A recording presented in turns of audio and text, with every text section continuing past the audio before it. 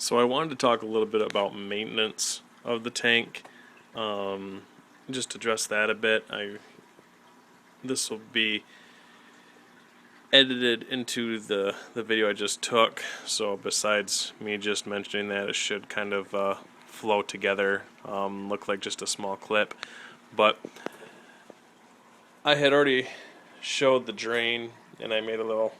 I talked a little bit about a water change that I had just done, and still have the hose hooked up, and my vacuum still hasn't been put away because I've been lazy today. But what I do for maintenance here is extremely easy. It takes well over a month for the water to show any signs that it needs any cleaning. It's just the system seems to be very efficient. The filter system seems to work very well in keeping everything clean. If anything needs to be cleaned faster, it's typically because I'll throw food in there and the food won't all get eaten. And like a fish, for example, I'll throw a large bluegill in there, and they'll munch on the bluegill for a couple days. Sometimes they decide to stop eating the bluegill. I'm not sure why. It'll get pulled up to the overflow box and sit there for a while, and kind of start to murky up the water a bit. I'll have to pull it out, and I'll have to clean the tank a little bit, just do simple water changes and whatnot. Most of the time they strip the fish completely to the bone, and then I just reach in there and pull out the bone. It's no big deal. But I wanted to talk about the sand bed a little bit. Like right now, you can actually see some of the bio waste from the fish, and this is actually the pleco. And the big monster of a guy back there. He makes a huge mess. He's incredibly. Without him in this tank, you can hardly tell that there's fish in here. It's unbelievable. The waste just kind of falls to the bottom and mixes in with the algae and the bacteria, and you really can't. It just has a really good ecosystem. But then of course, you get the algae issue, which. So I guess it's choose your own poison. The pleco keeps my walls completely clean. I haven't scrubbed them. I mean, I have a scrubber. Actually, you can see if I show the scrubber, maybe if I can zoom in on it here. You can see that my scrubber actually has algae on it because I haven't used it in so long.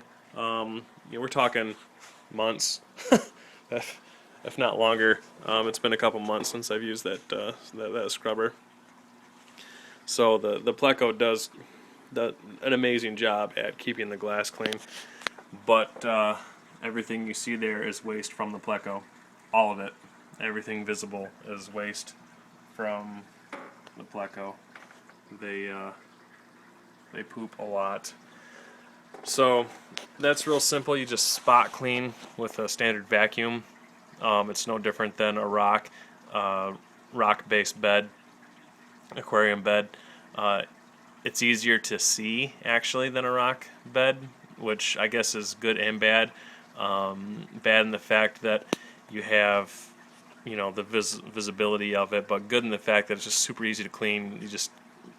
The current usually pushes it all into like a certain spot, like you can see, like where it's mostly clear through the majority of the tank, and the current just kind of sweeps everything into a specific area, so nothing's getting caught on the actual gravel rock if it was gravel rock bottom, and you can visibly see it and clean it right out there. So you just stick the hose in there, clean it. Very simple, very easy to get rid of. If you have crawfish, which I mentioned, they stir up the sand, and it just kind of gets mixed in with the sand.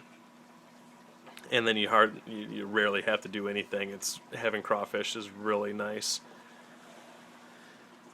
So what I'll do is the drain in the very back there, I will turn that on, and it'll drain into the sump pump in my basement. As well, at the same time, I'll run the actual vacuum, the standard hose vacuum, and take out the spots of waste. And what I'll do is I'll run the water till it gets just to the lower rim of that overflow box. And that keeps me from getting a minimum of air bubbles underneath it. But it's not a big deal, but I just use it as a guide. So the lower part of this overflow box, but the top of the acrylic of the bottom plate is what I'll drain the water level to.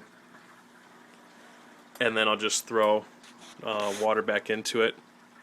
There's a couple different ways to put water back in. You can either put water back in just by dumping it directly into the top 180 gallon tank here. That takes a minute for the water levels here to adjust. So if you basically just wait for the water line to hit your max there, let me turn on the light here. I think you guys can see it, just from my angle I can't see it. If you wait for the water line to get to max there, then turn off the water through filling the top tank, it'll keep filling and filling and filling even though you turned off the water, because it takes a minute for it to cycle. It's kind of weird how that works. It just takes a minute to fill up that lower tank. So the best thing to do is put the water directly into this tank. I kill all the pipes in the back, so I have no drainage or feedback. I turn off all those valves, and then I just fill this up to where I want it, and then fill this up to where I want it, and then turn them both on. And if I need to make any adjustments with water level, I'll come down to the refugium down here and fill the refugium, not the upper tank. So let me turn that light off. That's how I do maintenance on it. The rocks, in between the rocks, like I said, crawfish are amazingly keep everything clean. Really want to get some more crawfish, but I don't have to do a water change on this. The only reason why I even do is because of the food. The bluegill are messier than the piranha. When I first looked up red belly piranha, the research said that they were messy eaters, messy critters that you needed to have. Normally you have a pump or some kind of filter that pushes 4 times the amount of water an hour. So if you have a 100-gallon tank, then you want a 400-gallon per hour filter. That's the normal rate. Well, every place that I had researched about red belly piranhas said you wanted at least 6 times the amount of flow. So if you had a 100-gallon tank, you want a 600-gallon per hour flow. So that's actually what I have. I have a 180-gallon tank, and the pump down here is 6 times the amount of flow. Actually, it might be a little over 6 if I remember right. But what I found is that I'm not sure what they're talking about. Maybe the people don't like to actually put their hands in the tanks to get out the eaten meals. Maybe they're afraid of the piranha. I'm not sure, but the piranha's waste, everything about the fish, they're incredibly clean. So I don't know where they're getting what the information is about these being ruthlessly filthy fish. They're not. They're incredibly clean. All the other fish I put in here, like the bluegill, so they have something to nibble on, so they don't bug each other, and the pleco to keep the algae under control.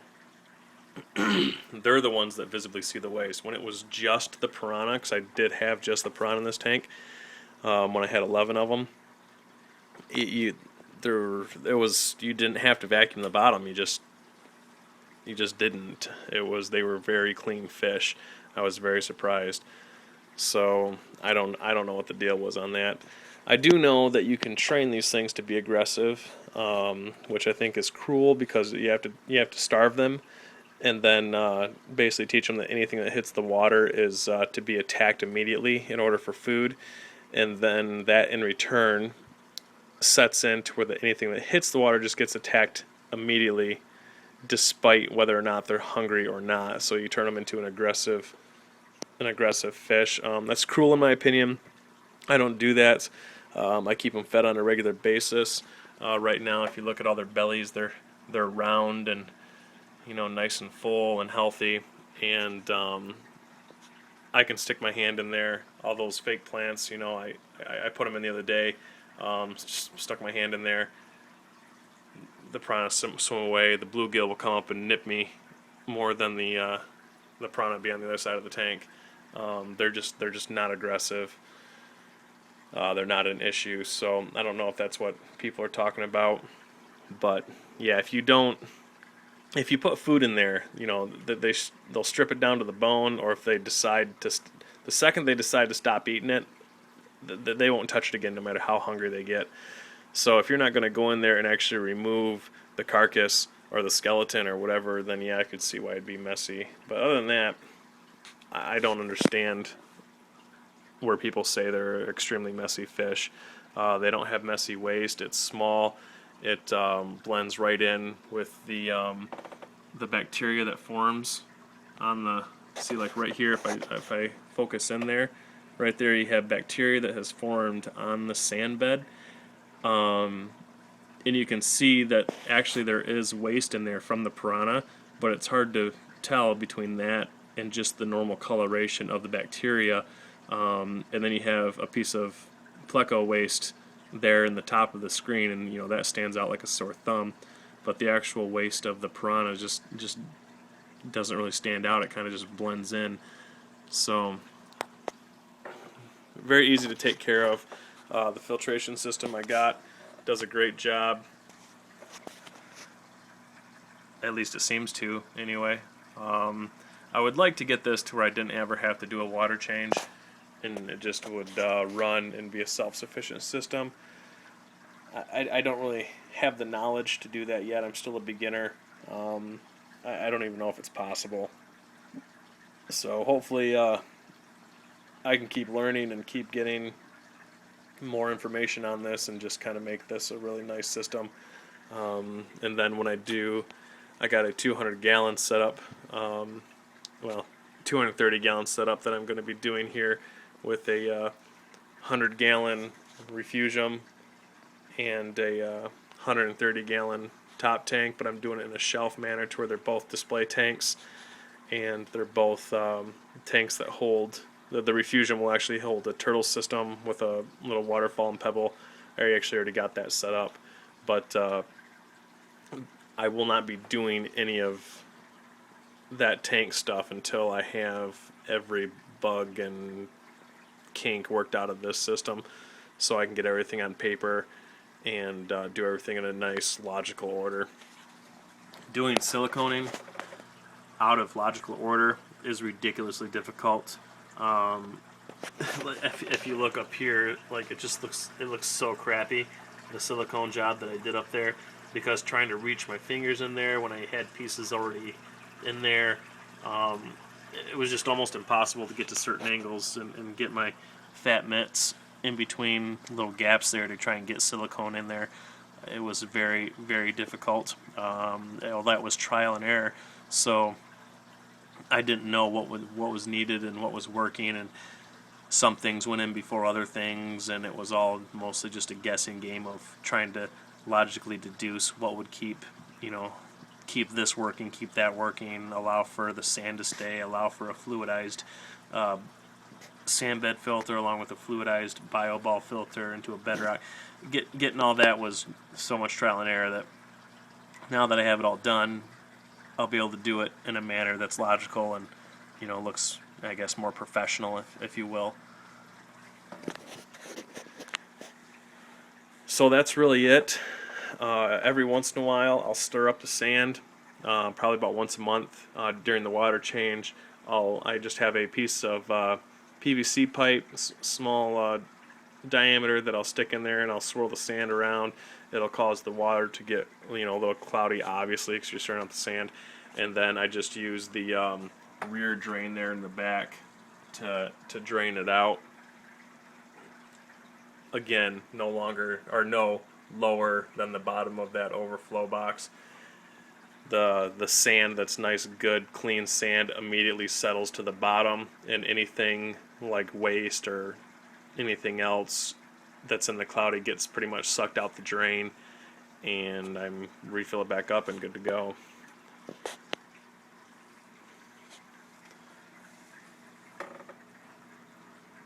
So I'll give some shots of the piranha here as they're curiously wondering what in the hell I'm doing.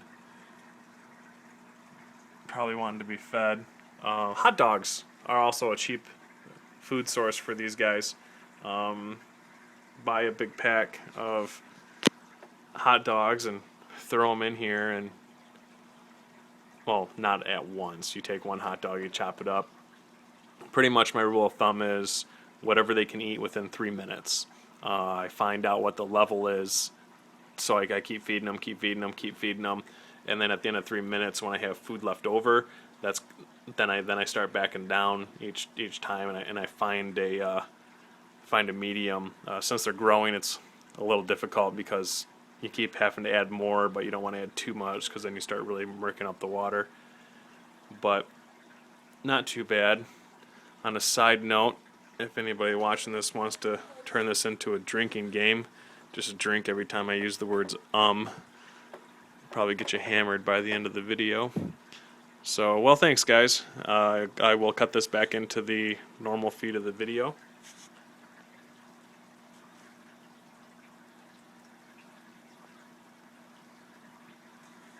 After some shots of the fish.